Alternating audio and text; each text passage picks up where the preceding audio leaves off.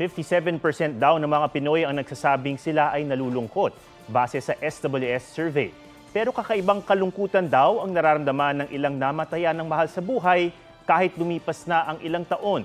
Paano nga ba ito maiibsan? Narito ang report ni Von Aquino. Mahigit 10 taon na mula nang pumanaw ang mga magulang ni Maria Carla. Pero sa pagdalaw niya sa kanilang puntod, di pa rin niya maiwasang maluha. Malaki utang ko po sa kanila, kaya hindi ko mapigilan po iyak ko. Si Evelyn, bagamat naka-move on na raw, naluluha pa rin tuwing maaalala ang mister na pumanaw 12 years ago.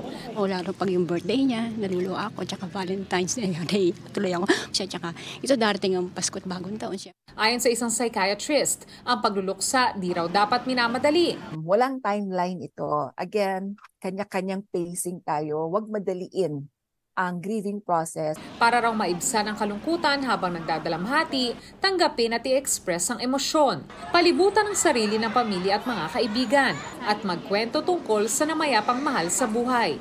Pero kung ang grieving process ay umabot na ng mahigit 1 taon sa mga matanda at mahigit 6 na buwan sa mga bata, ang tawag na rito ay prolonged grief na itinuturing ng disorder. Prolonged at very intense ang emotions to the point, for example, na intense, nag-isolate na sila instead of siguro nakikipag-chika with the family. May mga anniversary na ganito na i-commemorate natin, nag-isolate sila, ayaw nilang sumali kasi may punong-puno pa rin sila ng mga emotions na very strong, like anger, guilt, for example.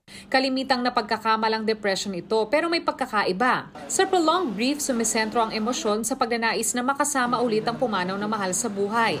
Habang ang taong may depression ay kadalasang walang ganitong longing.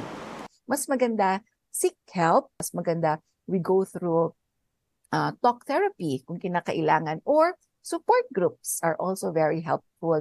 Von Aquino, nagbabalita para sa GMA Integrated News.